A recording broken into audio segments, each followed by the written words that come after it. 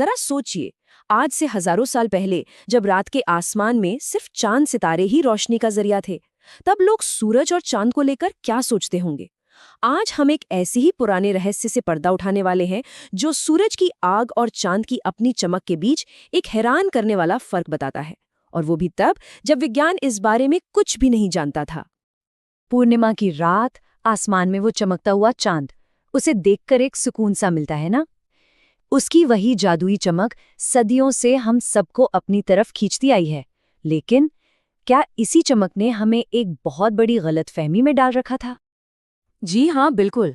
अरस्तू से लेकर उस दौर के बड़े बड़े विचारक सब यही मानते थे कि चांद भी सूरज की तरह ही अपनी रोशनी से चमकता है।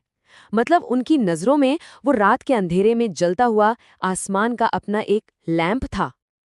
लेकिन अब कहानी में एक बहुत ही दिलचस्प मोड़ आता है।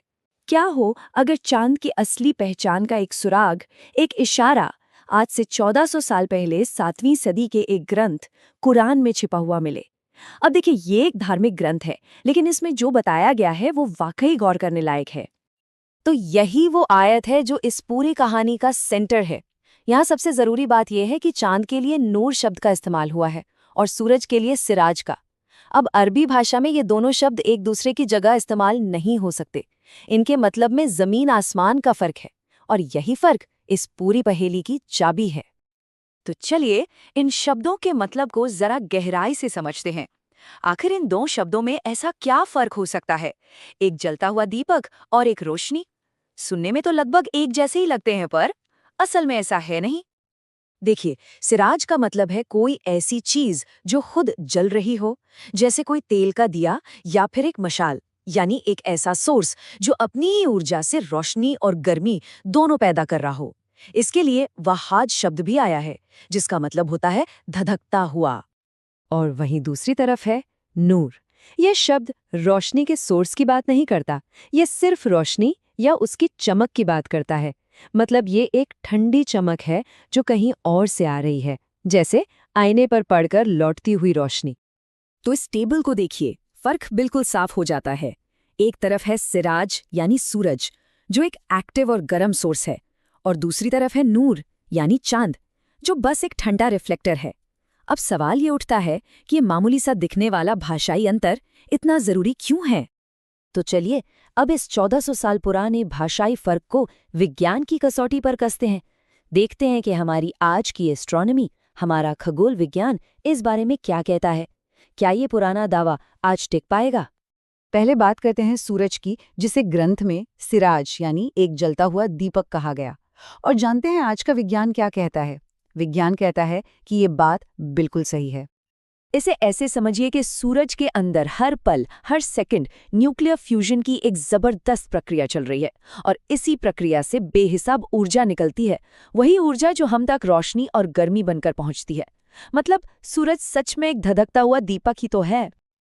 अब आते हैं चांद पर, जिसके लिए नूर यानी किसी और से ली हुई रोशनी शब्द का इस्तेमाल हुआ था।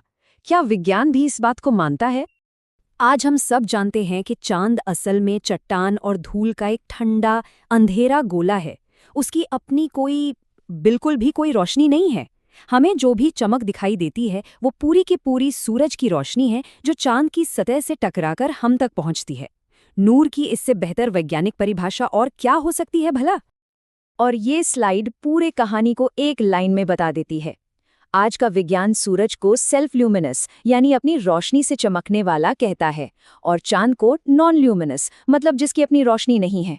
ये ठीक वही फर्क है जो सिराज और नूर शब्दों के जरिए 1400 साल पहले किया गया था। ये समानता सच में सोचने पर मजबूर कर देती है। और ये हैरानी तब और भी ज्यादा बढ़ जाती है जब हम ये सोचते हैं कि ये बात किस जमाने में कही गई थी। हम बात कर रहे हैं 7वीं सदी की, जब विज्ञान आज जैसा बिल्कुल नहीं था। जरा इस टाइमलाइन को देखिए। ग्रंथ के इस वर्णन और गैलीलियो की दूरबीन के आविष्कार के बीच लगभग 1000 साल का फासला है। और सूरज के अंदर न्यूक्लियर फ्यूजन कैसे होता है, ये तो हमें 20वीं सदी में आकर पता चला। सोचिए, उस दौर में बिना किसी टेलीस्कोप या किसी भी वैज्ञानिक उपकरण के कोई इंसान आसमान में देखकर क्या सोचता? यही ना कि सूरज दिन में रोशनी देता है, चांद रात में। दोनों ही चमकीले गोले हैं, तो चांद को रात का दीपक कहना कितना आसान और स्वाभाविक था। लेकिन ये ग्रंथ उस आम गलतफहमी से पूरी तरह बचता है। और बस यहीं आकर यह हमें एक बहुत बड़े सवाल के सामने लाकर खड़ा कर देता है। ये इतना सटीक वैज्ञानिक फर्क दूरबीन के आविष्कार से सदियों पहले आखिर कैसे किया गया? ये एक ऐसा सवाल है जिसका जवाब इतिहास, भाषा और विज्ञान की गहराइयों में कहीं छिपा है, और जो हमें सोचने पर मजबूर करता है।